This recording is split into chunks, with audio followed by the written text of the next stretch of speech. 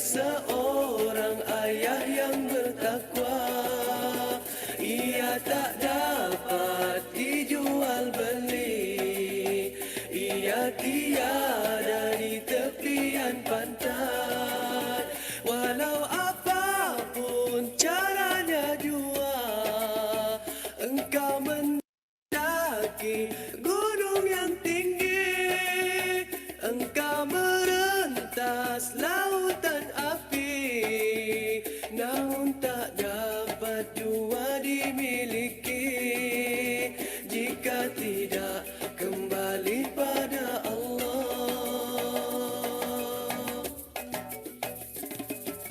Iman adalah mutiara di dalam hati manusia yang meyakini Allah Maha Esa, Maha Kuasa. Tanpamu iman, bagaimanalah merasa diri.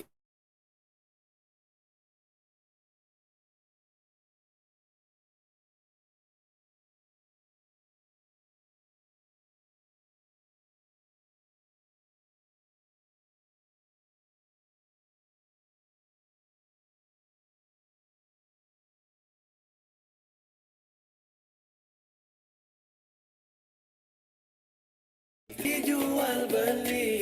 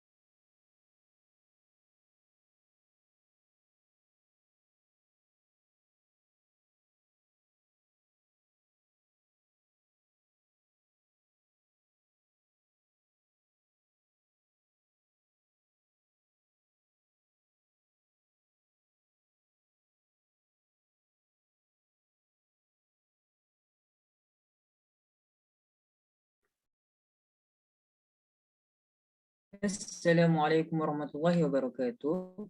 Kepada para peserta dan para adik sekalian, mohon bersabar. Ada masalah teknikal sikit and then masih lagi menunggu para peserta untuk masuk. Jadi korang boleh share link dulu untuk meramaikanlah majlis ilmu pada malam ini.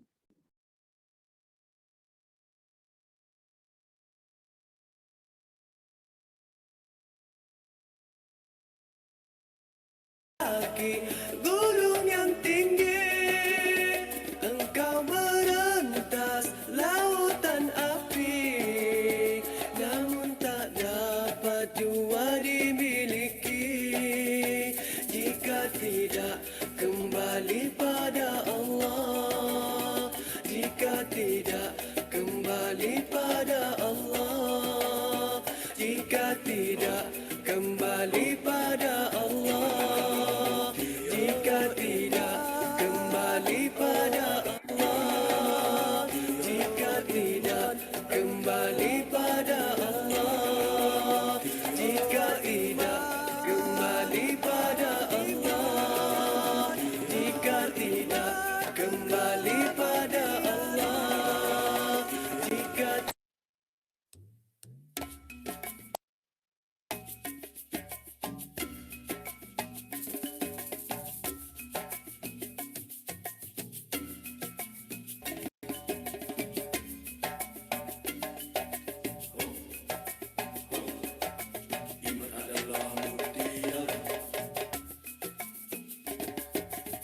Iman adalah mutiara di dalam hati manusia yang meyakini Allah Maha Esa, Maha Kuasa.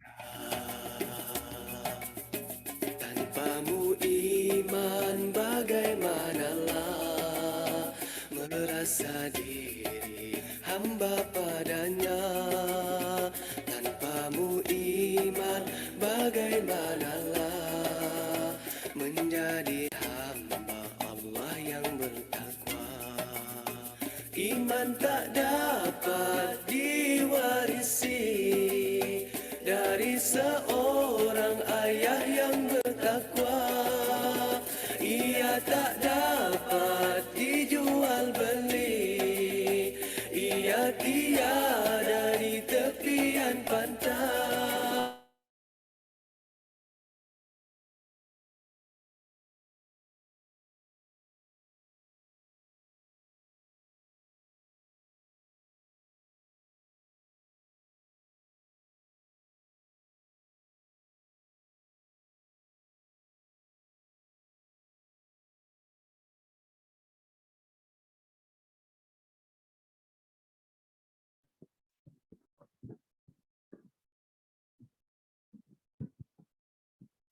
Bismillahirrahmanirrahim.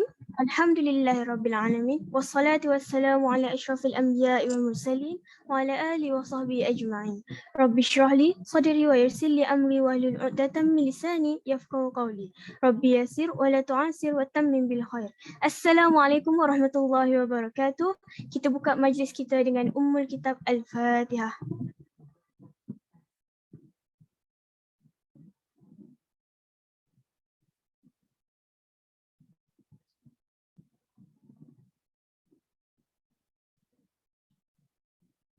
Selamat datang diucapkan kepada semua peserta. InsyaAllah malam ini kita akan mendengarkan perkongsian dengan topik yang sangat menarik. Untuk memeriahkan lagi majlis, kita akan mendengarkan alunan qasidah yang bakal menggamit rasa rindu kita kepada Rasulullah SAW. Dengan ini, majlis mempersilakan saudara Farhad. Dipersilakan. Cubaan 1, 2, 3, cubaan. Kalau dengar suara saya boleh tulis di ruangan chat jelas. Boleh sahabat-sahabat? Sila tulis di ruangan chat. Kita nak tengok dulu. Masya Allah, jelas. Ahmad Hafizullah, terima kasih. Oh, jelas. Adi Ilham, Hafizah, Wallahu Akbar, jelas. Baik, insyaAllah. Sahabat-sahabat semua kita akan mulakan. Ush. Okey ya. طلع البدر علينا من ثنيات الوداع وجب الشكر علينا ما دعا لله داع. Assalamualaikum warahmatullahi wabarakatuh. Semua alhamdulillah. Yang mana yang dengar salam saya boleh jawab di ruangan chat. Kalau nak buka mic, silakan.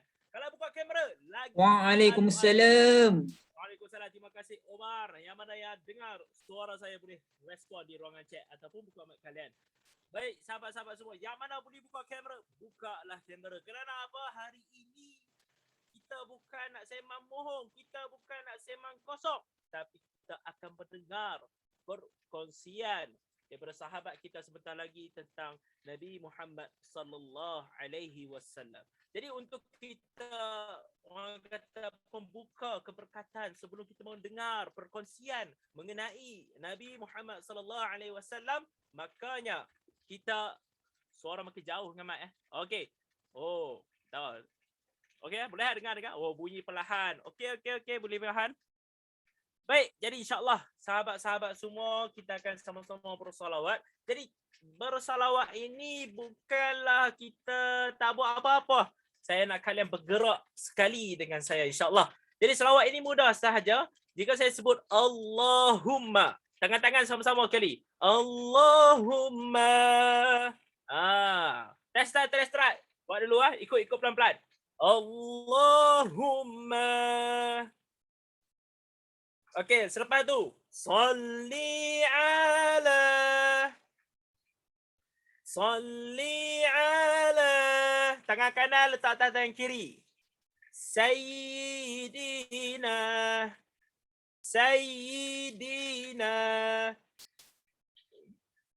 Muhammad. Okey dapat Omar, fast. Masya-Allah, dapat 2 kamera, kita tak nampak yang lain lagi kan. Jadi sahabat-sahabat semua, sepelan-pelan kita akan ikut pelan-pelan dan insya-Allah kita akan berqasidah bersalawat kepada Nabi Muhammad sallallahu alaihi wasallam bersama-sama insya-Allah. Allahumma salli wa sallim wa barik alaihi wa ala alihi sallallahu salam alaihi. Baik, insyaAllah. Kita mula. Allahumma salli ala Sayyidina Muhammad. Ikut sama-sama. Allahumma salli ala Sayyidina Muhammad. Allahumma salli ala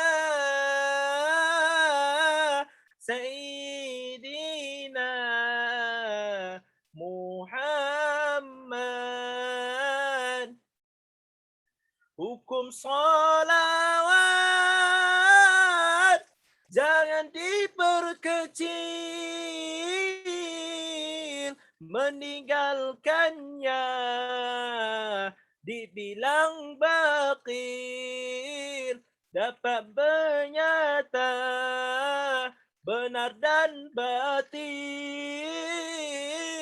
tertunai hajat besar dan kecil, melihat wajah kekasih Rahman,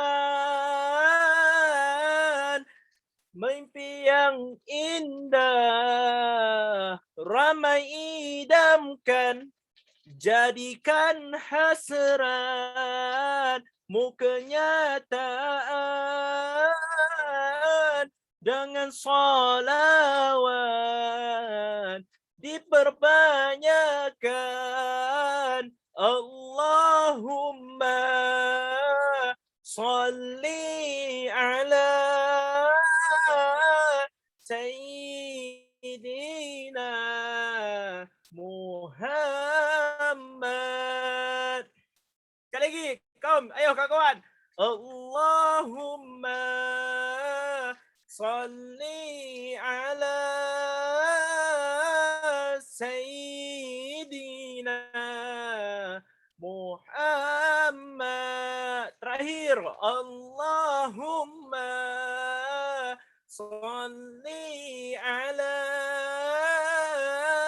Sayyidina Muhammad. Allahumma salli ala Sayyidina Muhammad.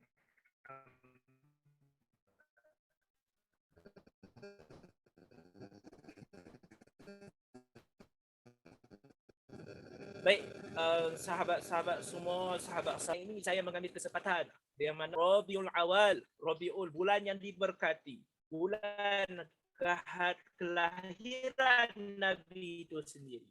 Allahu Akbar. Makanya marilah kita sama-sama bersolawat, meninggikan kecintaan kita, sampaikan rindu kita. Dan insya-Allah dengan kita memperbanyakkan salawat, kita makin mendekat kepada Rasulullah sallallahu alaihi wasallam. Baik sahabat-sahabat semua, di mana selawat ini sangatlah best, mudahnya. Allahumma salli ala Sayyidina Muhammad, banyak manfaat yang kita boleh dapat. Antaranya, Nabi kita pernah bersabda, salawatlah di mana berada, pasti sampai kepada baginda, pahalanya pula berganda. Satu salawat yang dibaca kan ditulis 10 pahala, memadamkan 10 dosa, diangkat 10 darjatnya. Sallu ala khairil anamil Mustafa badri tamma.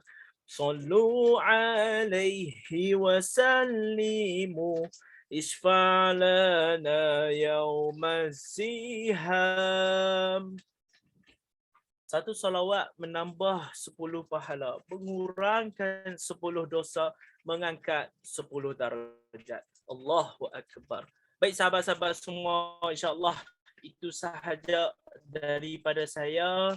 Harapnya kalian terus bersalawat walaupun di mana-mana saja. Salawat ini memudahkan urusan kita. Salawat ini menghidupkan hati kita. Dan salawat ini mengubati cinta kita. Dan insya-Allah untuk kita menyampaikan cinta kita kepada Nabi, salawat adalah salah satu caranya, insya-Allah. Maka banyakkanlah salawat, hiduplah dengan bersalawat, dan insya-Allah kalian akan dapat banyak manfaat. Hiduplah dengan beriman. Okey, inilah amalan kita. Lagi-lagi PKPM, kita sebagai selaku orang-orang yang dalam PKPM, yang ada dalam PKPM pun ada amalan dia sendiri. Dan boleh jadikan salawat ini amalan kalian. Dan moga kita sama-sama dapat berjumpa dengan Nabi walaupun dia mimpi dan sebagainya, insya-Allah. Itu sahaja daripada saya. Saya kembali kepada moderator kita. Selamat mendengar penceritaan tentang insan yang teragung. Allahu Akbar. Maka yang ini adalah pengetahuan yang perlu kita ada. Saya kembali kepada moderator. Silakan Hafizah Hafiz. Oh.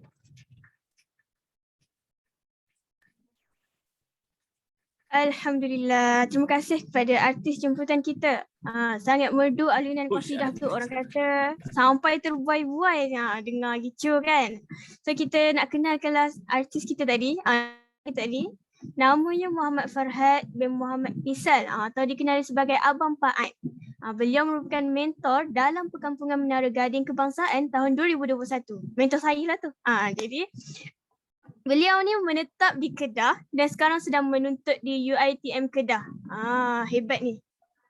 Okey, kita saudara Farhad, Abang Paat nak tanya gambar dulu ke macam mana? Oh, boleh kak sebab saya ada urusan. Boleh lah. Yang mana boleh Okay. buka kamera, buka lah. Ini gambar kenang-kenangan. Oh. Sebab sementara orang kata ni, sebab saya ada urusan di luar. Okey. Oh, yang mana boleh buka kamera, buka lah kamera kalian. InsyaAllah. Teknikal boleh kira kot. Dah semua ready 1, 2, 3. 1, 2, 3. 1, 2, 3. 1, 2, 3. Dah. Betul. Baik, terima kasih diucapkan kepada semua. InsyaAllah saya kembali kepada moderator. Moga kalian dapat mendengar, dapat menghayati apa yang akan dikongsikan oleh Syekh kita yang datang kemari ni.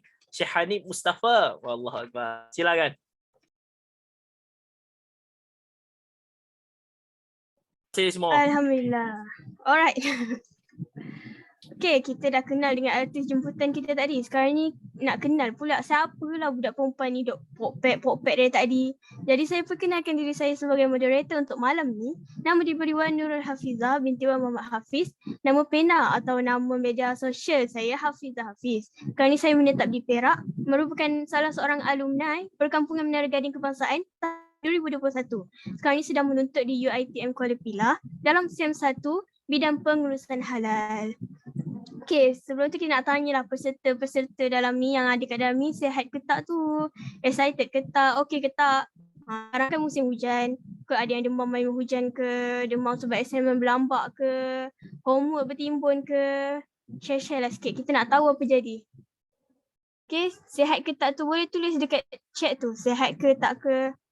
Kalau tak sihat kita boleh postkan ubat mungkin. Alhamdulillah sihat sejahtera, sihat. Alhamdulillah. Alhamdulillah sihat. Okay. Sekarang kita tanpa membuang masa, sekarang pun jam dah menunjukkan 9:19 minit. Kita nak memperkenalkan panel kita. Okay, panel kita ni memang special sangat-sangat. Datang kita import daripada Kelantan ni. So, kita kenalkan nama beliau ialah Wan Muhammad Hanif bin Wan Mustafa. Ada yang panggil Hanif, ada yang panggil Ustaz, ada juga yang panggil YB. Mungkin ada katanya ada kisah lah sebalik gelaran YB tu, kita tak tahu, tanya dia sendiri. Okay, beliau asal dari Kota Baru, Kelantan, merupakan pelajar ijazah sarjana muda dalam bidang Asy-Syariah melalui program 4.0 kerjasama antara Uni Syam dan KIAS. Okay, sihat ke saudara Hanif di sana? Jelas ke suara saya? Jelas. Jelas. Okay. Tanpa membuang masa, kita balik pada tujuan kita malam ni. Program Hayati dan Dalami 5.0. Kali ini membawakan topik yang sangat-sangat menarik mengenai insan teragung Nabi Muhammad SAW. Bila kita dengar orang sebut SAW, kita kena sebut juga SAW. Alright, tentatif kita malam ni, kita akan ajukan 3 soalan pada panel. Panel akan jawab dengan kupasan yang teliti dan difahami, insyaAllah. Peserta pun boleh ajukan soalan di ruangan chat di sebelah, di Zoom. Okay, selama ni kita mengaku bahawa kita umat Nabi Muhammad SAW.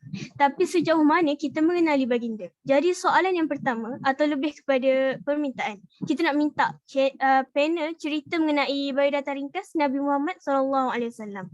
Kalau nak ikutkan tak cukup sejam nak cerita tentang baginda. Mau sehari, 2 hari, bahkan berhari-hari nak habiskan biodata baginda je. Jadi kita request panel untuk cerita biodata ringkas tapi padat. Tentang siapakah Muhammad bin Abdullah, insan teragung. Dipersilakan. A'udzubillahi minasyaitonirrajim. Bismillahirrahmanirrahim.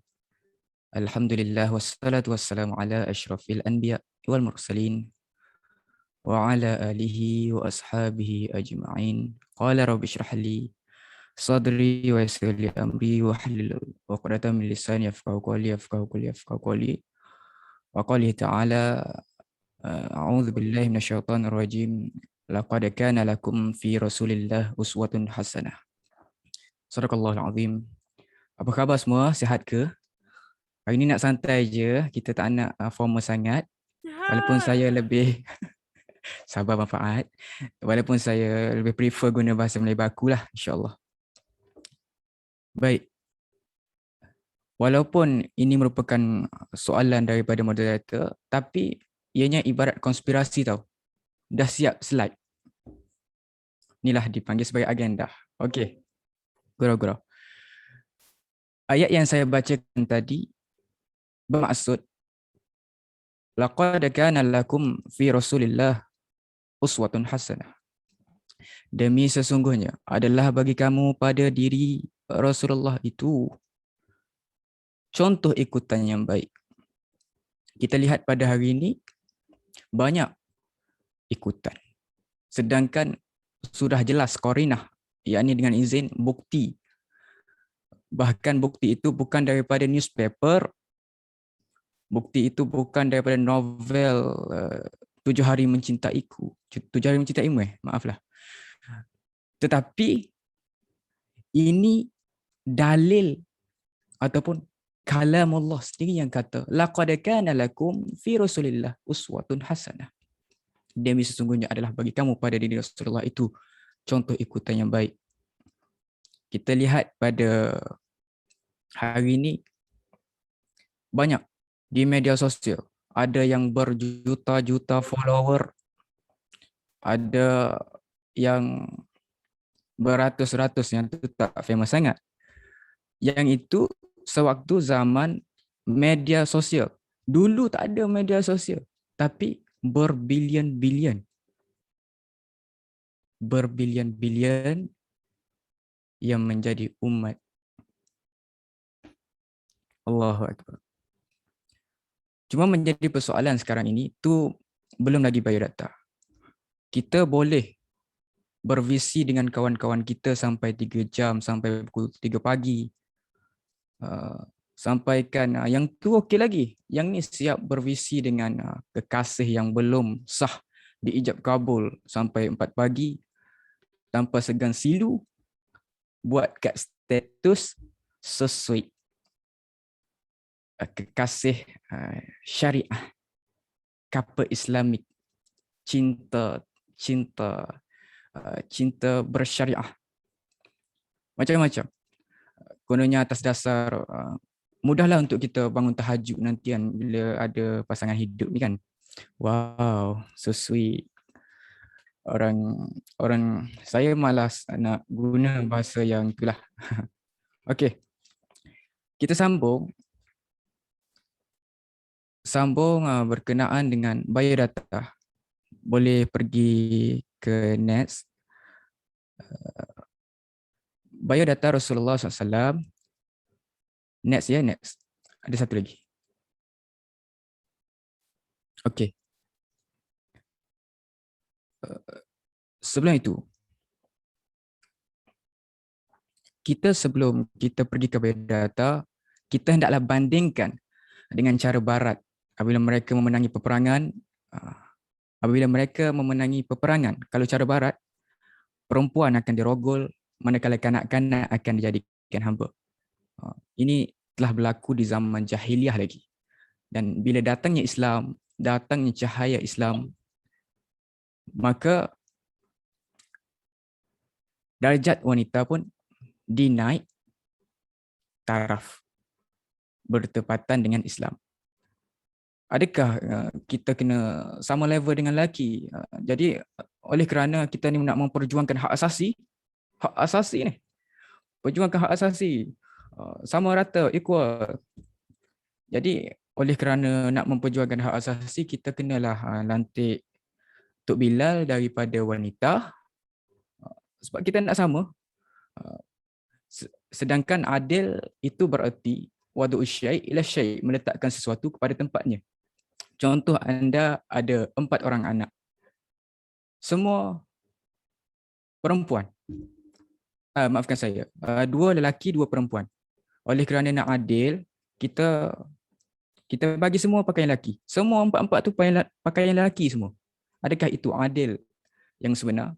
Sedangkan adil yang sebenar menurut Islam adalah wadu'u syai' ila syai', meletakkan sesuatu pada tempatnya. Kalau lelaki, pakai baju lelaki.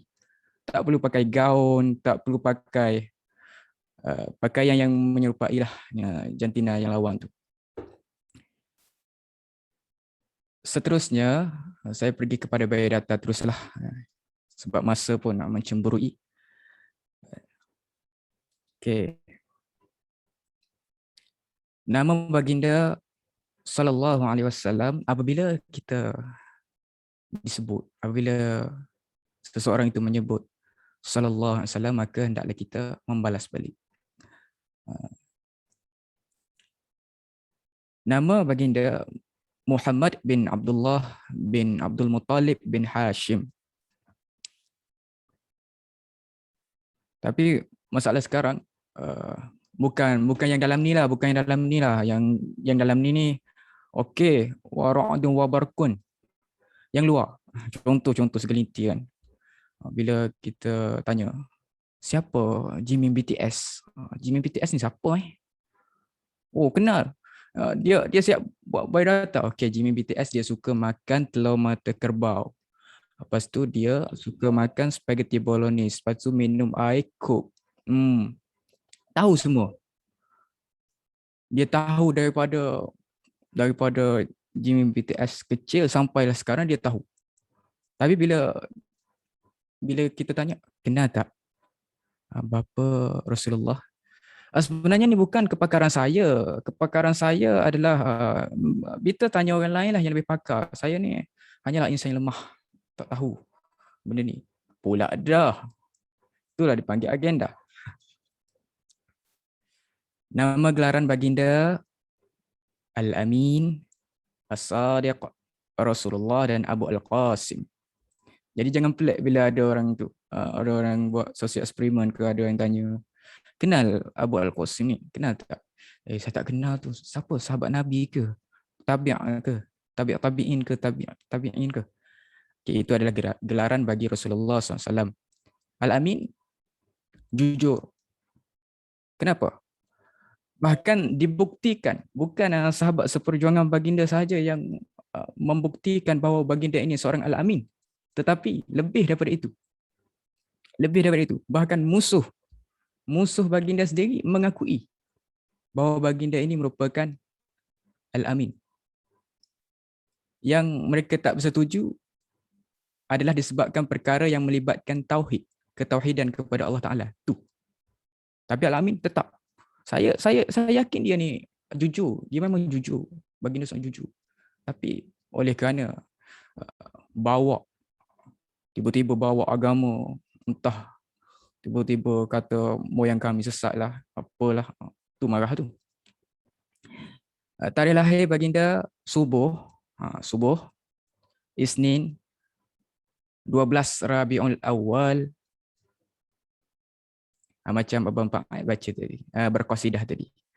Rabiul Awal bersamaan dengan 20 April 571 Masihi, ataupun dikenali sebagai tahun gajah, yakni sempena peristiwa tentera bergajah Abrahah yang menyerang kota Kaabah.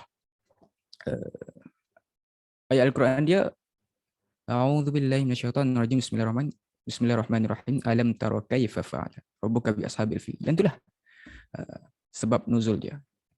Jadi ini antara pendapat. Okey. Yang ni betul pendapat ni. Berkenaan dengan kewafatan Nabi pula. Ada yang tahu ke? Dan berlaku khilaf berkenaan dengan bila Nabi wafat. Dan pendapat yang paling sinonim ialah sama dengan tarikh Nabi lahir, 12 Rabiul Awal.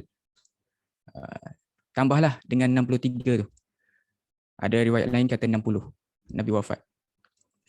Tempat lahir di rumah Abu Talib, Makkah Al-Mukarramah. Next tu slide tu.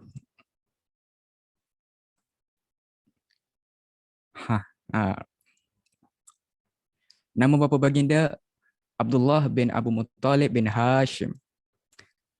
Nama ibu Aminah binti Wahab bin Abdul Manaf.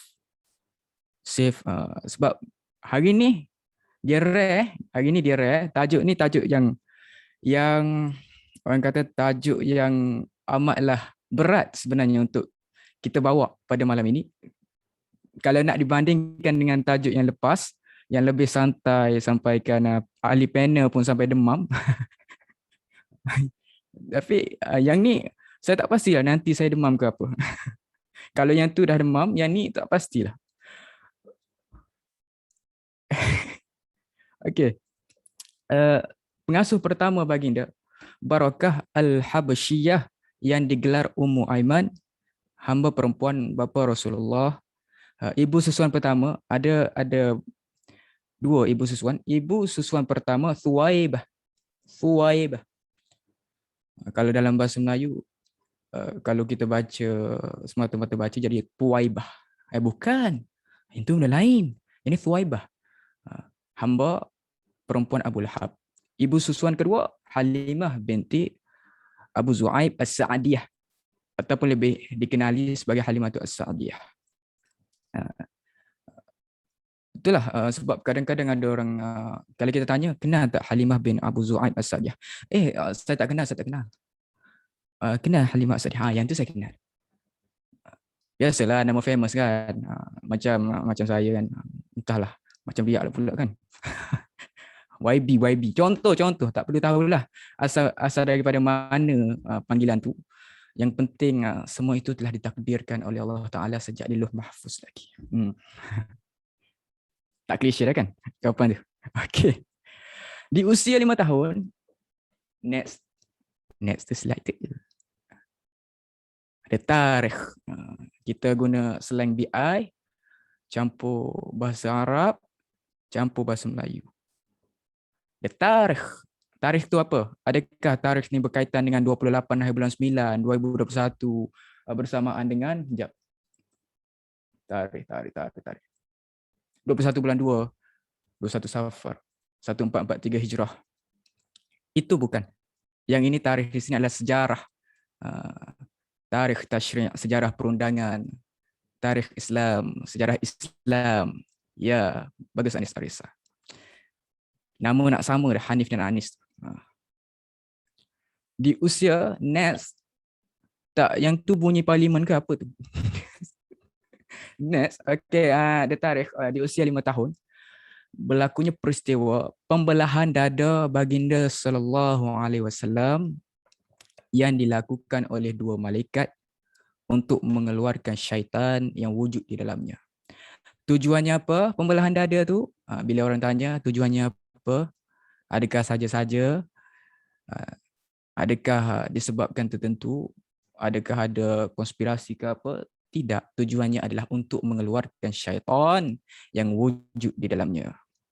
Ya, agenda Hanif dengan Anis. Allahu Akbar. Yang ni dah dirancang Umar ni.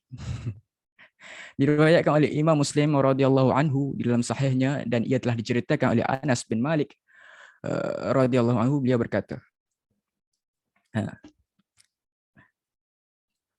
maksudnya Rasulullah sallallahu alaihi wasallam. Sebelum tu, kenapa dibaca radhiyallahu anhu, bukan dibaca radhiyallahu anha, bukan dibaca radhiyallahu anhum, bukan dibaca radhiyallahu anhuma? Kenapa? Kan? Jadi di sini radhiyallahu anhu ini dituju kepada lelaki, lelaki. Yes. Yang tu, yang viral hari tu, huwa huma hum, hiya huma hunna anta antuma antum. Nantilah yang tu kita suka bapa kalau dia ada lagi lah. Dia ada lagi. Okey. Ha dituju kepada wanita, perempuan.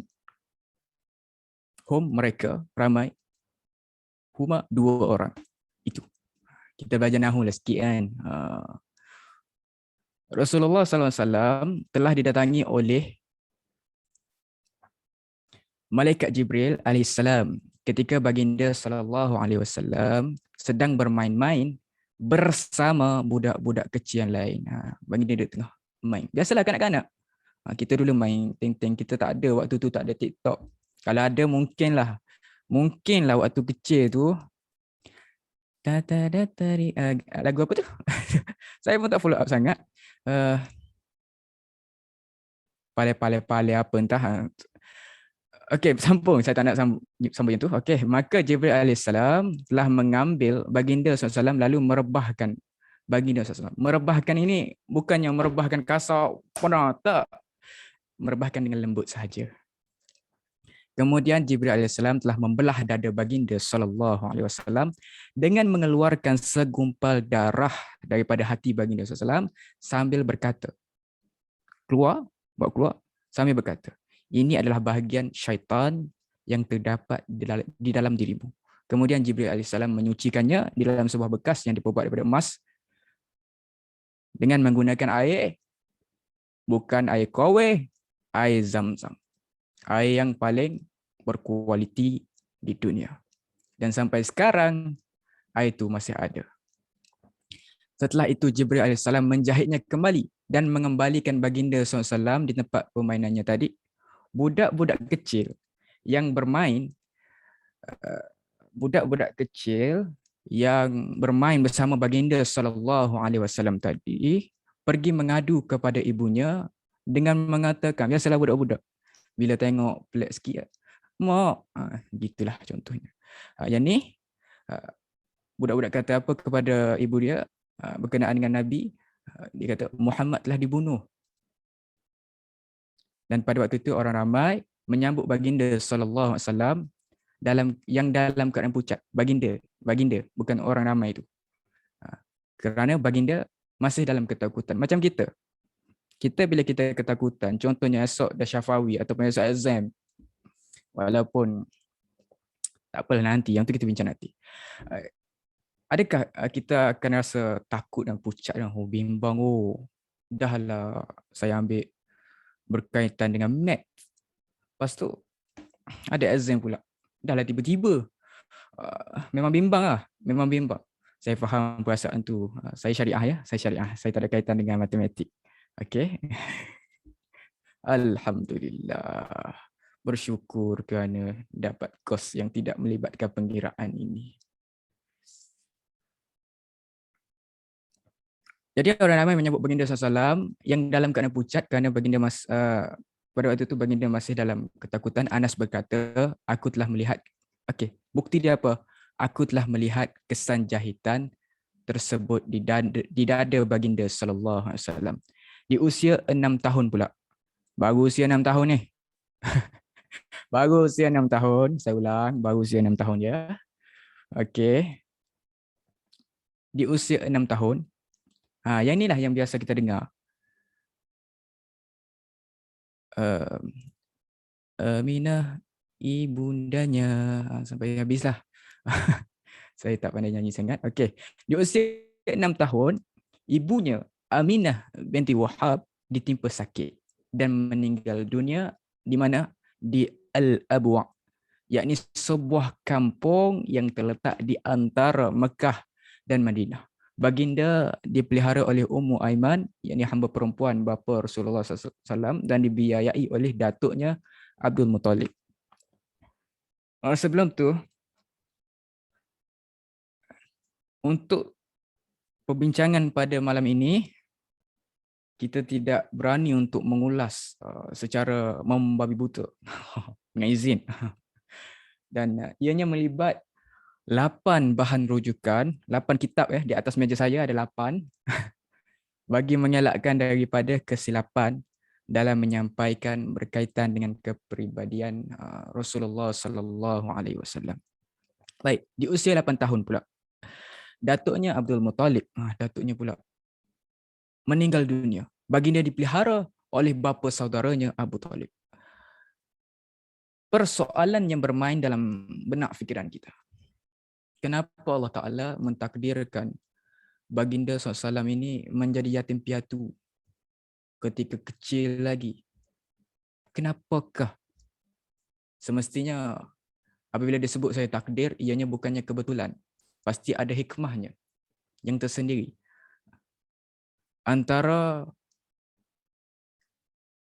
kata-kata ulama berkenaan dengan perkara ini, ia adalah kerana untuk meneguhkan hati baginda. Kerana nanti akan datang ni lagi banyak ujian. Dan nak elak daripada baginda bergantung harap kepada kedua ibu bapa baginda. Maksudnya hanya bergantung harap kepada Allah Ta'ala semata-mata.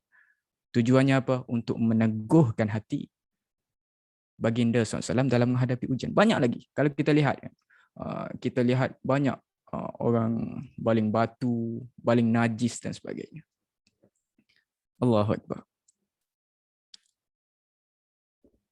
Di usia 9 tahun, baginda mengambil upah untuk mengembala kambing bagi penduduk kota Mekah dengan mendapat upah yang sedikit. Saya ringkaskan ya, sebab masa pun saya nampak tu baru soalan pertama tu.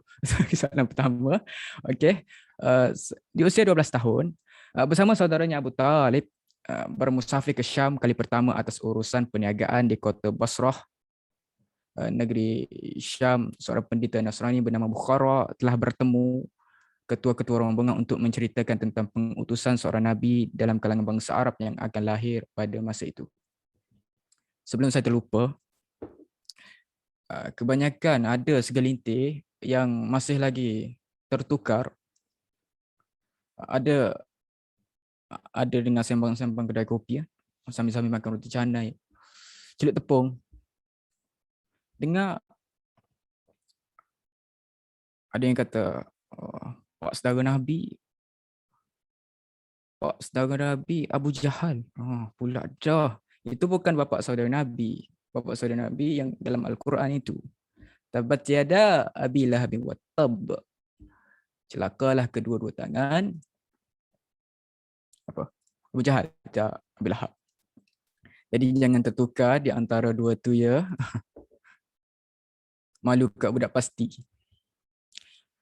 Di usia 15 tahun, terlibat dalam peperangan Fijar. Baginda Nabi SAW telah menyertai peperangan itu dalam beberapa hari dan berperanan mengumpulkan anak-anak panah dalam medan tersebut. Okey. Di usia 20 tahun, sama bahaya dengan saya lah kan. Walaupun rasa segan pula sebut umur. Okey, baginda telah menyaksikan perjanjian Al-Fudul, iaitu perjanjian damai untuk memberi pertolongan kepada orang yang dizalimi di kota Mekah. Jadi saya tak nak panjang-panjangkan, saya pergi kepada usia 63 tahun terus. Okey. Di usia 63 tahun baginda sallallahu alaihi wasallam wafat di Madinah Munawwarah. Yang itulah tempat kubur atau makam baginda tu. Di situlah tempat baginda wafat. Di situ baginda ditanam. Di situ juga baginda wafat. Pada hari Isnin 12 Rabiul Awal. Yang ni yang saya kata tadi, 11 Hijrah bersamaan dengan 8 Jun 632 Masih. Ada riwayat lain yang menyatakan bahawa baginda wafat pada umur 60. Ada riwayat lain kata 63. Dan kedua-duanya sahih. Baik, apabila berlakunya kewafatan, maka ramai yang tak percaya Rasulullah ini telah wafat, dan ada yang sampai kembali murtad. Ada yang sampai murtad kembali kepada agama asal sebab baginda dah tak ada. Sekali ada dalil, sahabat Nabi bawa keluar dalil berkenaan dengan lebih kuranglah ini bukannya agama Muhammad, tapi ini adalah agama Allah Ta'ala. Maka di situlah nak menjelaskan kepada kita bahawa semuanya tidak kekal kecuali Allah Ta'ala. Dan betapa kasihnya baginda, dan sedikit sebanyak saya harap agar biodata Rasulullah ini bermula daripada umur 5 tahun sehinggalah 63 ini dapat kita hayati dengan sebaiknya. Next slide. Okey. Yang ni susuk tubuh ni. Rasulullah sallallahu alaihi wasallam merupakan seorang yang berketinggian sederhana, iaitu tidak terlalu tinggi dan tidak terlalu rendah. Fizikal baginda cantik. Rambut baginda tidak keriting dan tidak pula terlalu lurus. Sederhana. Semuanya sederhana. Sebab tu agama kita ni agama yang sederhana. Kulit sedikit kemerahan, ada khilaf bab kemerahan tu. Dan apabila baginda berjalan, condong ke hadapan. Macam turun bukit tu. Maksudnya baginda berjalan tapi laju. Maksudnya nak jaga masa dan sebagainya, nak tunjuk sebagai pentingnya pengurusan masa. InsyaAllah. Jadi ada banyak, kalau saya nak terangkan, di sini sahaja terdapat 600 muka surat. Kitab ini sahaja. Jadi kalau saya baca satu persatu, maka jadilah bacaan untuk tidur. Harap faham. Jadi saya pergi secara ringkaslah. Berkaitan dengan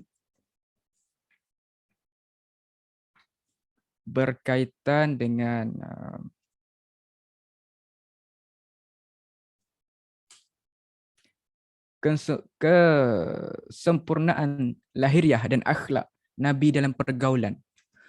Kan kita berkait dengan pergaulan. Bahkan sekarang ni saya tak ada. Saya dah tak bergaul dah sekarang ni. Saya ni memang seorang pendiam. Memang sejak PKP ni memang saya ada anxiety. Saya memang kalau tu memang pendiam sungguh lah. Tapi tangan saya gerak je. Gerak. Bolehlah sembang-sembang tu hina orang tu, hina orang ni. Contoh. Jadi kita baca sikit. Bermaksud terus lah. Maksud terus. Ni hadis. Maksudnya diriwayatkan daripada Ibrahim bin Muhammad yang merupakan salah seorang daripada anak cucu Sayyidina Ali radhiyallahu anhu berkata, Sayyidina Ali bin Abi Talib radhiyallahu anhu ketika menyifatkan sifat fizikal Rasulullah sallallahu alaihi wasallam, beliau berkata, Rasulullah sallallahu alaihi wasallam tidak berperawakan terlalu tinggi dan tidak pula terlalu rendah. baginda berperwarakan sedang antara kaumnya. Sederhanalah maksudnya. Rambut baginda tidak kerinting, bergulung dan tidak pula lurus kaku. Sederhana. Akan tetapi ikal berombak. Tahu tak ikal berombak tu macam mana? Macam mana? Saya pun nak terangkan macam mana. Rambut saya taklah ikal berombak sangat kan. Badan baginda tidak gemuk. Wajah tidak bulat tetapi agak bundar. Kulit baginda putih kemerah-merahan. Anak mata pada kedua-dua mata baginda berwarna hitam pekat. Dan bulu mata panjang atau lentik. Tulang pangkal bahu dan tulang penemu antara dua bahu adalah besar. Baginda tidak berbulu di keseluruhan badan. Cuma terdapat bulu halus yang memanjang dari dada hingga ke pusat. Tapak tangan dan kaki baginda terasa tebal. Tak kala berjalan, baginda berjalan dengan langkah kuat dan tegak seakan-akan turun ke tempat yang curam. Cubalah buat. Cuba praktik jalan macam tu. Tapi biasanya kadang-kadang kita ni jenis tabiat nak buat lambat, jalanlah. Orang Kelantan kata nyek-nyek. Jadi saya rasa setakat itu saja untuk soalan pertama. Tafsiran di sini, pertama badan baginda tidaklah gemuk. Yang kedua wajah baginda bukan bulat tapi agak bundar. Bulu mata baginda panjang atau lentik serta anak mata berwarna hitam pekat. Yang keempat, tulang rangka baginda besar. Ini dapat dilihat pada tulang pangkal bahu dan tulang penemu antara dua bahu baginda yang disebut dalam hadis di atas sebagai besar. Badan baginda tidaklah berbulu di keseluruhan badan, cuma ada bulu halus sahaja. Tapak tangan dan kaki terasa tebal. Wallahu a'lam. Saya serahkan kepada moderator. Sudah 9.50.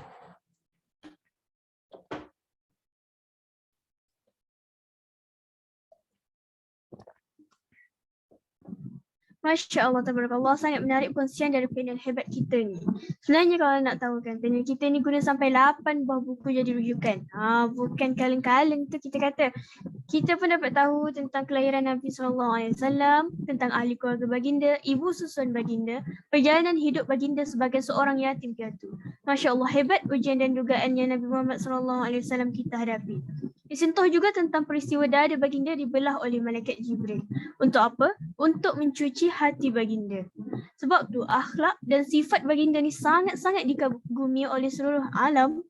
Hatta orang kafir pun kagum dengan kepribadian baginda. Cakap tentang akhlak, kita dah pun masuk ke soalan yang kedua. Mengenai sifat Nabi SAW. Bagaimana hebatnya akhlak baginda, betapa zuhudnya baginda, betapa jujur dan amanahnya baginda hingga digelar sebagai Al-Amin. Saya tak naklah cakap lebih-lebih, nanti saya pula yang jadi panel.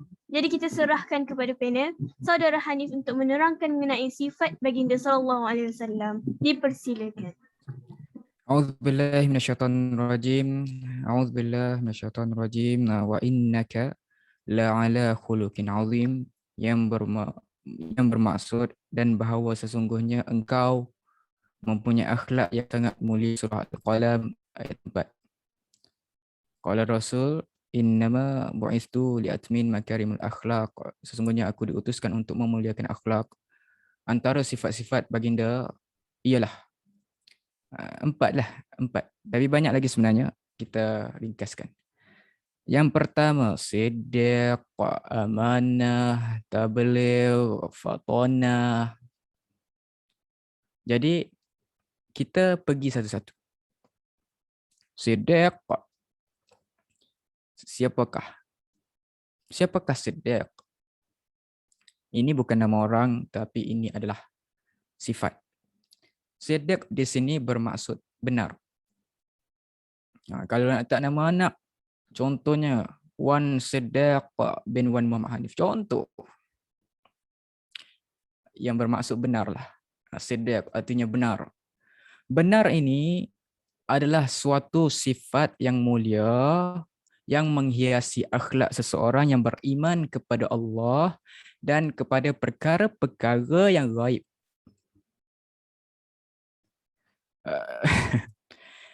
Ni plan. Benda ni memang kita dah rancang. Kamu semua je yang lalai. Jadi benar adalah suatu sifat yang mulia yang menghiasi akhlak seseorang yang beriman kepada Allah dan kepada perkara-perkara yang gaib. Ia merupakan sifat pertama yang wajib dimiliki.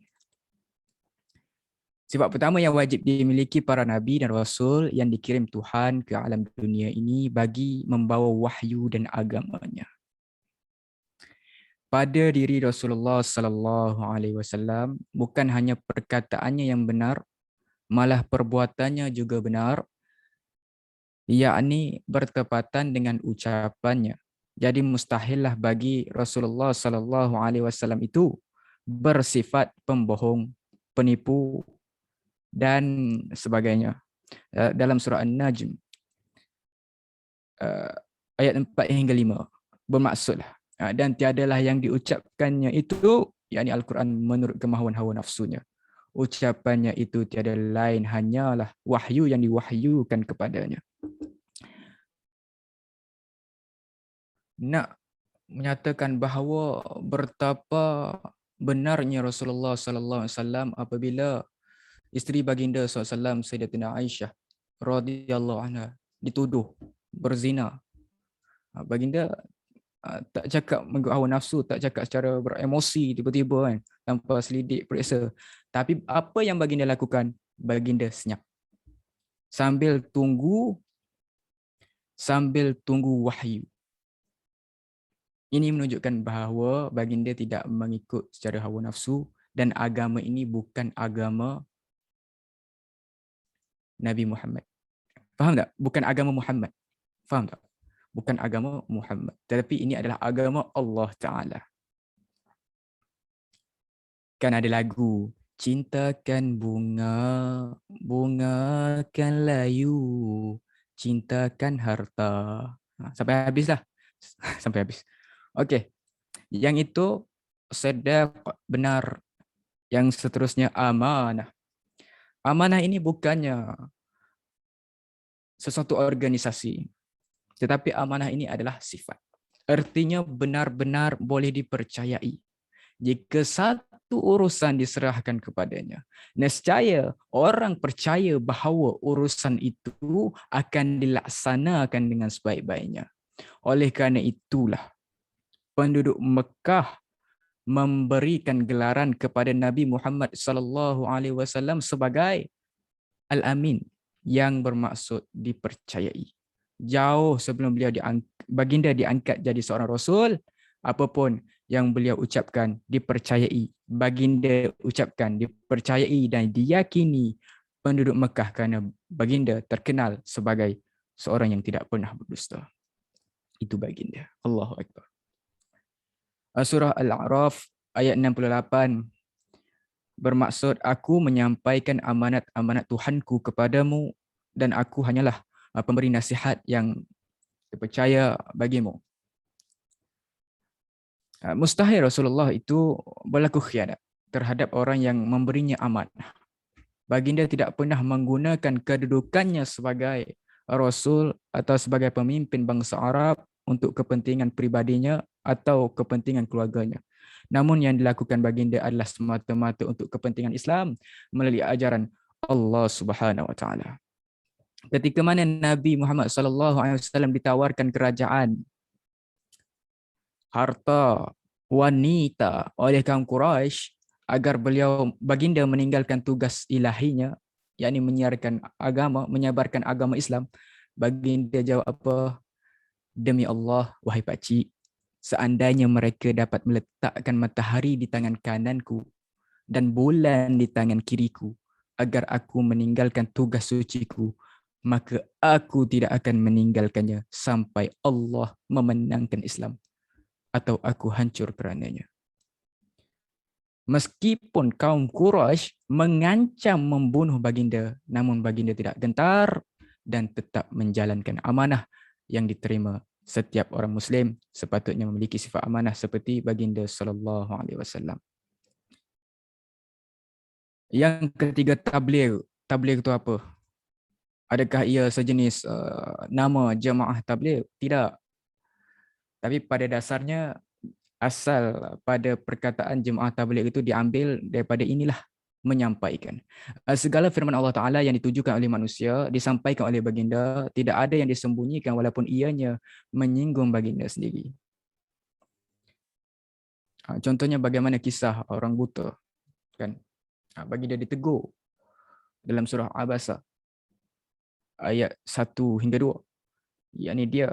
yakni Muhammad bermuka masam dan berpaling kerana telah datang seorang buta kepadanya. Adakah baginda tersinggung? Tidak. Lantas baginda akui. Bahkan itu adalah sebagai pengajaran untuk kita. Kerana baginda adalah seorang yang maksum. Ini sebagai qudwatun hasanah, sebagai peringatan Allah Ta'ala kepada kita. Ini sebagai bukannya nak menunjukkan bahawa baginda ini tidak maksum, tidak. Tapi ini sebagai panduan kepada kita bila berhadapan mendidik macam mana. Sebab itulah Allah Ta'ala menjadikan Rasulullah SAW sebagai qudwatun hasanah. Tapi tabligh sahaja tidak cukup kalau tiada fatonah. Cantik juga nama ni ya. Wan Nur Fatonah binti Wan Muhammad Hanif. Cantik. Okey, contoh. Fatonah artinya bijaksana. Mustahil bagi seorang rasul itu bersifat bodoh ataupun jahil dalam menyampaikan ayat Al-Quran dan kemudian menjelaskannya dalam puluhan ribu hadis, memerlukan kebijaksanaan yang luar biasa. Baginda SAW harus mampu menjelaskan firman-firman Allah Ta'ala kepada kaumnya sehingga mereka mahu memeluk Islam. Nabi juga harus mampu berdebat dengan orang-orang kafir dengan cara yang sebaik-baiknya. Apatah lagi baginda mampu mengatur umatnya sehingga berjaya mentransformasikan bangsa Arab jahiliyah yang asalnya bodoh, kasar, bengis, berpecah belah, serta sentiasa berperang antara kaum asobiah, menjadi satu bangsa yang berbudaya dan berpengetahuan. Itu semua memerlukan kebijaksanaan yang luar biasa. Jadi dalam konteks pada hari ini, tabligh sahaja tidak cukup, kena ada fatonah juga. Fatonah sahaja tidak cukup juga, kena ada tabligh juga. Tapi adakah kena join jemaah tabligh? Tidak. Masing-masing ada cara masing-masing, cara berdakwah masing-masing. Kalaulah semua kena join tabligh semua, bagaimanakah keadaan ustaz yang tak join tabligh itu? Adakah mereka ini jahil? Tidak. Tapi mereka ada cara mereka tersendiri. InsyaAllah, wallahu alam. Kembali kepada moderator. Alhamdulillah, kita dah pun belajar mengenai 4 sifat utama baginda SAW. Kalau yang dah pernah belajar, kira macam kita refresh balik lah. 4 sifat baginda iaitu siddiq, amanah, tabligh, fatonah. Jadi 4 ciri ni kena ada pada pemimpin. Siapa pemimpin tu? Kita lah. Khalifah. Sungguhnya aku menjadikan di muka bumi ini khalifah. Kitalah pemimpin, kitalah pendakwah. Sebagai pendakwah, kita perlu berdakwah bil hikmah. Berdakwah dengan hikmah. Jadi masuk ke persoalan yang ketiga. Hampir berkait dengan fitrah kita sebagai pemimpin. Kerana jika kita ingin melihat masa depan negara, lihatlah kepada pemuda zaman kini. Pemuda seperti kita, seorang pelajar, seorang mahasiswa. Jadi soalan yang terakhir, bagaimanakah mahasiswa boleh mengikuti Rasulullah SAW? Rasulullah SAW yang merupakan rahmatan lil alamin. Rahmat buat seluruh alam. Jadi, bagaimana Rasulullah SAW boleh menjadi contoh atau tauladan utama bagi diri mahasiswa? Saya serahkan kepada saudara Hani. Dipersilakan. Auzubillahi minasyaitonirrajim, yang berkait dengan mahasiswa. Baik, banyak sebenarnya yang boleh dikaitkan dengan mahasiswa. Kerana Rasulullah ini rahmatan lil alamin. Rahmat bagi sekalian alam. Jadi antara perkara yang boleh untuk kita ambil sebagai iktibar ialah mulut.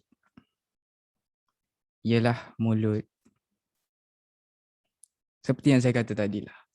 Saya memang pendiam sejak PKP ni. Dah tak boleh main futsal. Dah tak boleh main badminton. Dah tak boleh nak hadir camp secara bersemuka. Dah tak boleh nak hadir ke you. Tapi hadir ke hati you boleh lah. Contoh. memang saya ni seorang pendiam. Saya ni memang bagus, mantap Pak Abu. Tapi dalam masa yang sama, saya hanya pendiam di mulut saja. Saya pendiam di mulut je. Di tangan saya ni bergerak. Itu pun termasuk dengan kerjaan mulut. Dan kita kena ingat bahawa Allah Ta'ala kata apa dalam Al-Quran, surah Yasin, A'udzu billahi minasyaitonir rajim. Al-yauma nakhtimu ala afwahihim wa tukallimuna aydihim wa tashhadu arjuluhum bima kanu yaktubun. Hari yang di mana ditutup mulut mereka. Al-yauma nakhtimu ala afwahihim wa tukallimuna aydihim, dan tangan-tangan mereka bercakap. Wa tashhadu arjuluhum, kaki-kaki mereka menjadi saksi. Bima kanu yaktubun, dengan apa yang mereka kerjakan. Di sini tangan telah menggantikan peranan mulut. Jadi adakah kita bebas? Tidak. Kerana setiap perkara yang kita buat bermula daripada kita balik sampai sekarang, semuanya dihitung oleh Allah Subhanahu Wa Taala. Dan berbalik kepada kita lihat di media sosial, mahasiswa duduk berbalah antara satu sama lain berkaitan dengan isu surah Al-Ikhlas, Qul huwallah, berbalah yang ni backup yang ni backup yang ni. Sedangkan nak tengok mereka ni bukan nak berbalah dengan hujah, dia berbalah panggil yang ni sesat, kelakar, yang ni bid'ah, yang ni salah, yang ni salah, yang ni. Itu bukan solusi. Sedangkan perkara khilaf ini telah berlaku sejak sekian lama. Kalau kita lihat berkaitan dengan adakah batal wuduk menyentuh perempuan, mazhab Syafi'i kata batal. Mazhab lain kata kalau berjima baru batal, ataupun sentuh secara bersyahwat baru batal. Adakah bermakna mazhab yang selain daripada mazhab Syafi'i ini sesat? Tidak. Ini adalah khilaf. Jadi sebagai seorang mahasiswa yang berintelektual, saya yakin kat sini yang mungkin sedang tengok live tu, kan, jagalah lidah kita, jagalah taipan kita, insya-Allah. Segala perkara ini dipertanggungjawabkan. Itu contoh satu berkenaan dengan surah Al-Ikhlas. Ada lagi. Oh, berani betul panel ni upkan isu ni. Okey. Ada lagi. Isu yang video viral tu, yang berkenaan dengan Ustaz Abid Liu versus Ustaz Firdaus Wong. Apakah tindakan kita? Kita kena menegakkan kebenaran. Kamu tahu ke siapa yang betul? Tidak. Dan untuk pengetahuan kamu, dua-dua ni public figure. Semua dihormati dalam kalangan masyarakat. Ustaz Firdaus Wong, Ustaz Abid Liu, dua-dua tu dah mengislamkan ramai dan ada ilmu. Jadi tindakan kita sebagai mahasiswa, senyap je. Senyap. Tak perlu nak ulas. Sebab benda ni kalau kita ulas, ketahuilah setiap kerja kita, tindakan kita akan dirakam, ditulis oleh malaikat Raqib Atid. Yang itulah yang kita kena ambil berat. Yang tu bab mulut. Lepas tu baru mulut ni. Dah pukul 10.08. Lepas tu dari segi bercakap bohong ataupun kita buat prank. Isu sekarang prank. Banyak yang prank. Sikit-sikit lihat kamera itu. Prank.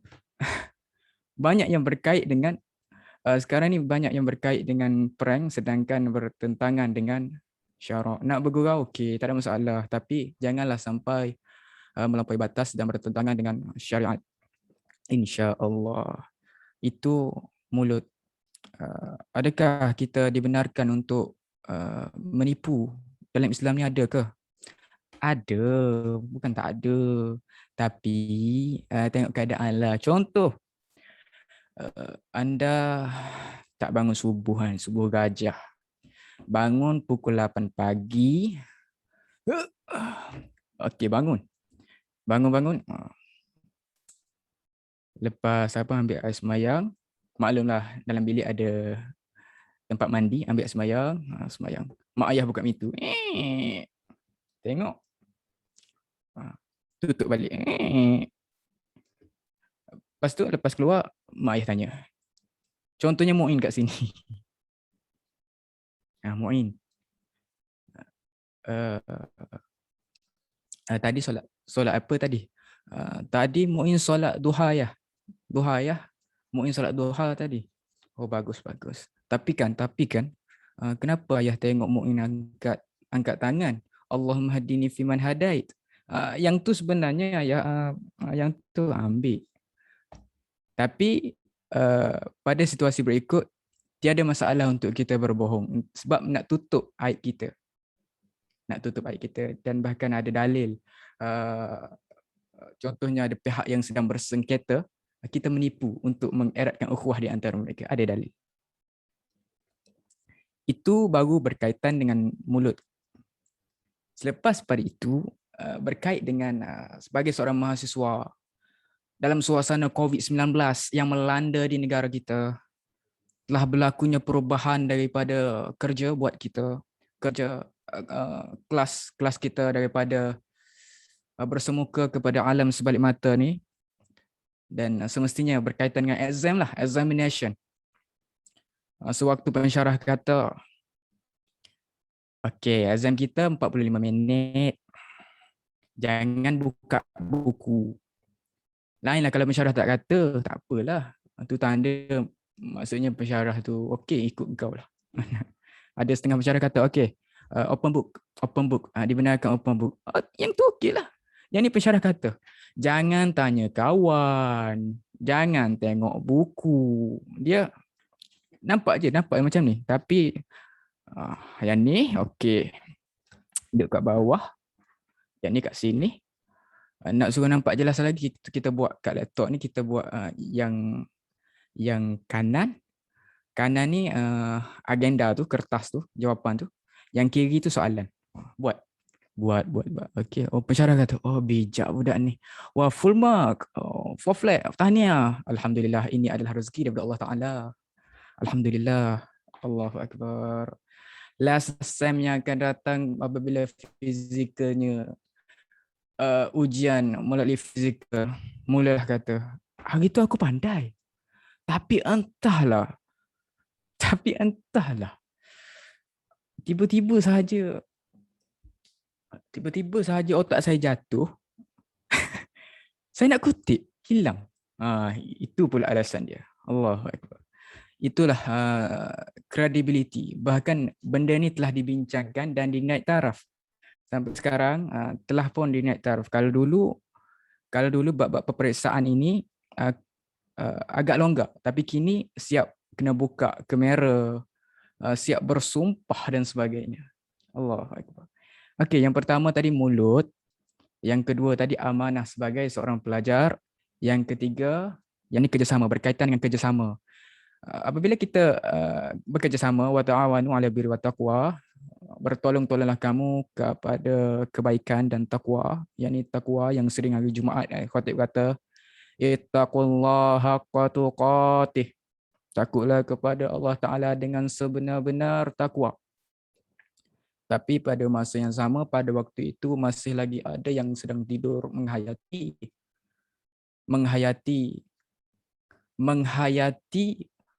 alunan merdu daripada khatib. Yang tu tak perlu kita ulas lah. Yang kita kata sini adalah apabila kita bekerja berkumpulan, maka hendaklah saling-saling, masing-masing saling mengagihkan tugasan masing-masing dengan adil. Adil ini tak semestinya, okey, kita kena sama tugasan kita. Okey, dua muka. Tidak. Adil di sini adalah wadu'un syai' ila syai'. Okey, dia ketua. Okey. Dia ni. Okey. Okey. Itulah.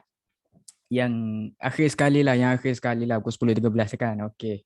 Jangan malu hadir ke majlis ilmu, jangan malu. Sekarang ni dah banyak platform. Kita tengok kan, FB Ustaz Muhaizat ada. Tengok betul-betul. FB Dr. Abdul Basit pun ada. Tengok. Hadis dia daripada Abu Waqi' Al-Laythi radhiyallahu anhu, beliau berkata ketika Rasulullah sallallahu alaihi wasallam sedang duduk bersama-sama para sahabatnya dalam majlis ilmu di dalam masjid, tiba-tiba datang 3 orang, 2 orang terus menyertai majlis Rasulullah sallallahu alaihi wasallam. Orang yang pertama masuk lalu melihat ada tempat yang kosong di tengah-tengah halaqah ilmu, maka dia terus duduk di sana. Orang yang kedua pula hanya duduk di bahagian belakang majlis, manakala orang yang ketiga, yakni kerana dia melihat orang terlalu ramai, maka timbul rasa malu untuk masuk ke dalam majlis ilmu itu, maka dia terus beredar ke tempat lain. Setelah Rasulullah sallallahu alaihi wasallam selesai, dia terus beredar ke tempat lain. Maafkan saya, setelah Rasulullah sallallahu alaihi wasallam selesai mengajar, lalu baginda bersabda, hendakkah aku beritahu kamu tentang 3 orang yang baru datang tadi. Yang pertama, yang tadi, dia bersungguh-sungguh untuk mencari ilmu, maka Allah memberikan tempat kepadanya. Yang kedua pula, dia berasa malu, yakni tidak bersungguh-sungguh, maka Allah juga malu dengannya, yakni tidak memberinya ilmu yang banyak. Dia dapat tapi sikit. Adapun yang ketiga, maka dia terus berpaling daripada Allah Ta'ala, maka Allah pun berpaling juga daripadanya. Malu ni perlu dilihat kepada keadaan lah. Janganlah pula sewaktu pensyarah minta pendapat kita kan. Wan Muhammad mana Wan Muhammad? Lepas tu kita pun malu dah. Bawa keluar dari al-haya'u minal iman. Malu itu sebahagian beriman. Itu bukan malu yang bertempat.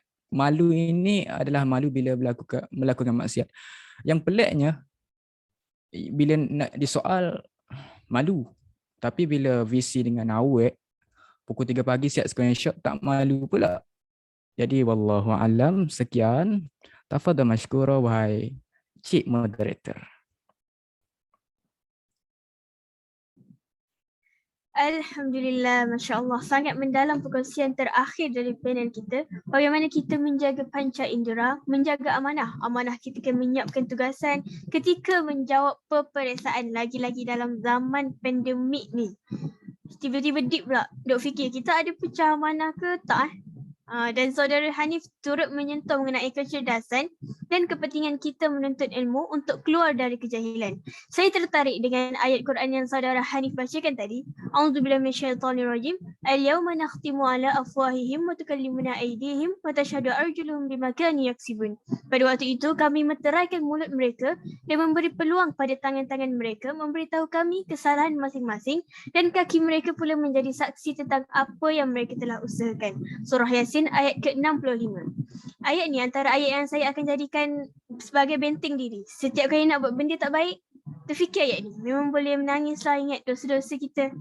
Subhanallah wa akbar. Selesai sudah 3 soalan yang kita sediakan pada malam ni dalam program Hayati dan Dalami Hadam 5.0 untuk topik profil insan teragung Nabi Muhammad SAW.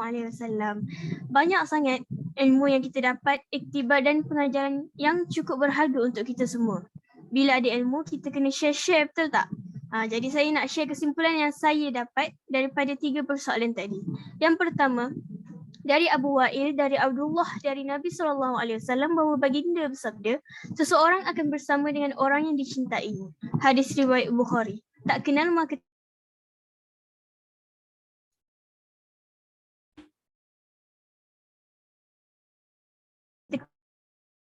dapat dibangkitkan bersama-sama baginda di akhirat sana. Kesimpulan yang kedua. Tina Aisyah radhiyallahu anha tentang akhlak Rasulullah SAW. Aisyah menjawab, akhlak Nabi SAW adalah Al-Quran. Hadis riwayat Muslim. Sebaik-baik akhlak adalah akhlak Nabi SAW dan sebaik-baik sahabat adalah Al-Quran Karim. Sebagaimana kita mahu menjadi mukmin yang terbaik, kita perlu sentiasa bersama dengan Al-Quran. Membaca, mendalami dan mengamalkan pengajaran yang ada dalam Al-Quran. Kerana dalam Al-Quran sangat banyak menyebut mengenai sifat-sifat baginda SAW. Kesimpulan yang terakhir, firman Allah dalam surah Al-Ahzab ayat 21. A'udzubillahi minasyaitonirrajim. Laqad kana lakum fi Rasulillahi uswatun hasanah. Demi sesungguhnya adalah bagi kamu pada diri Rasulullah itu contoh ikutan yang baik. Manusia yang patut kita jadikan idola adalah Nabi Muhammad SAW. Bagaimana perlakuan baginda, percakapan baginda, kejernihan akhlak baginda, kepimpinan baginda, itu sudah cukup untuk kita jadikan sebagai panduan. Dan baginda juga meninggalkan kita dengan dua perkara sebagai kompas hidup manusia di bumi, iaitu Al-Quran dan As-Sunnah. Jadikan dua perkara itu sebagai pemandu, maka kita akan tiba ke destinasi dengan selamat, insya-Allah. Jadi untuk slot yang terakhir, kita buka peluang pada peserta untuk bertanyakan soalan kepada panel. Sama ada ditulis di ruangan chat atau ingin membuka mic. Ya, ada sesiapa yang nak bertanya soalan?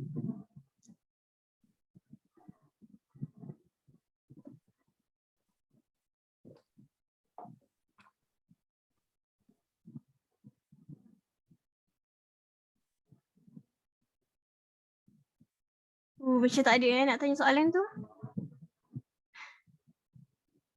Semua dah arif.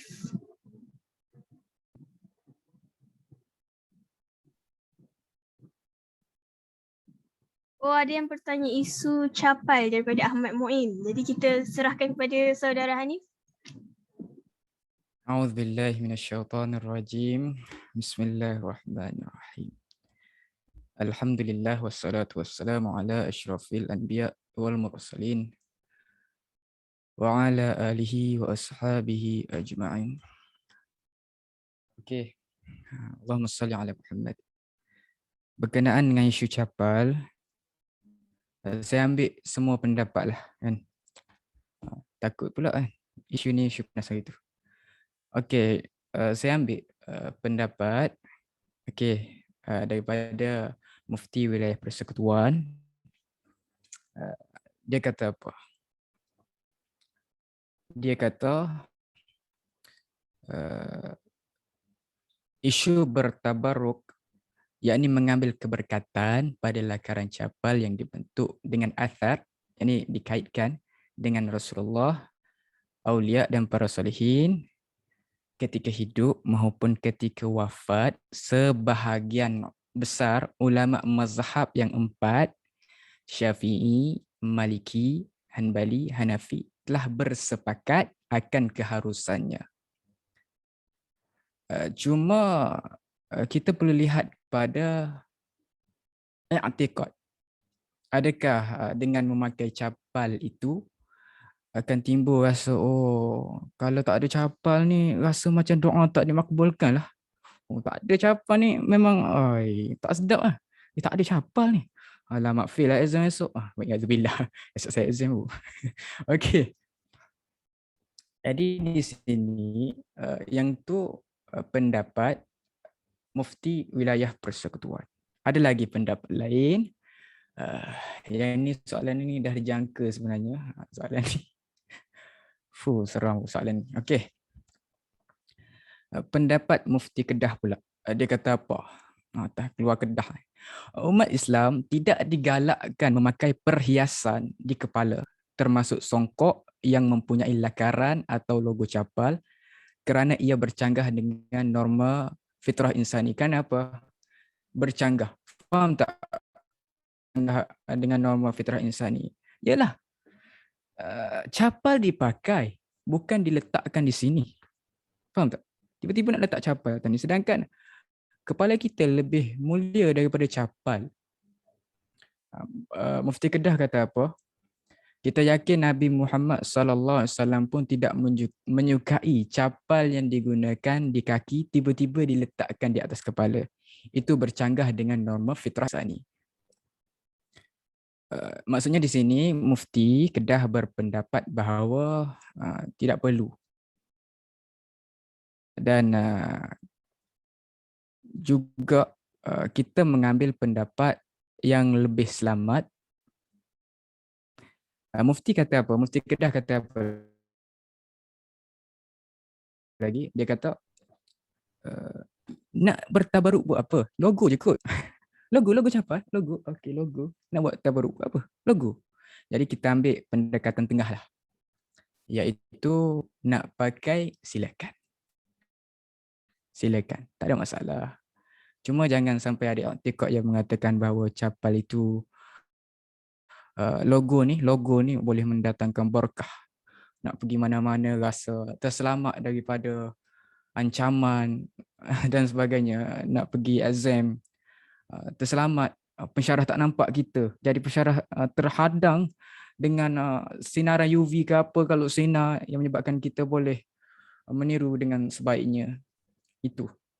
Dan juga saya nak pergi ke tempat yang lain sikit. Okay.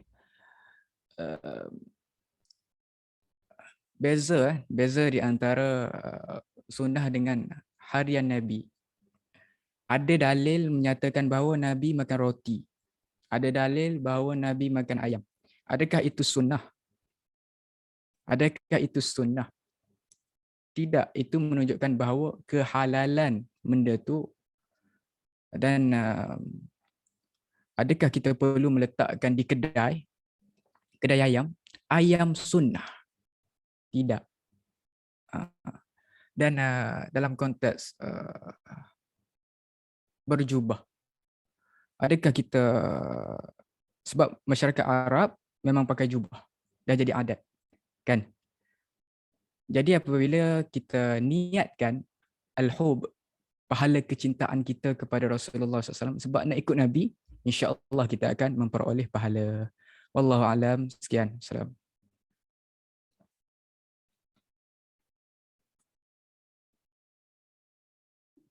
Okay, ada lagi saya nak bertanya.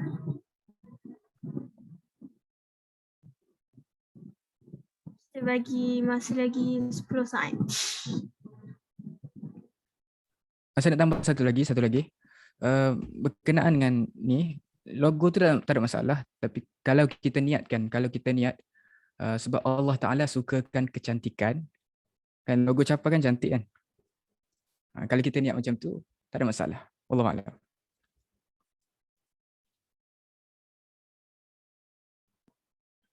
Baik.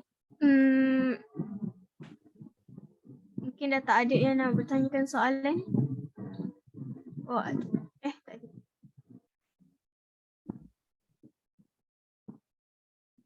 Tak ada ya.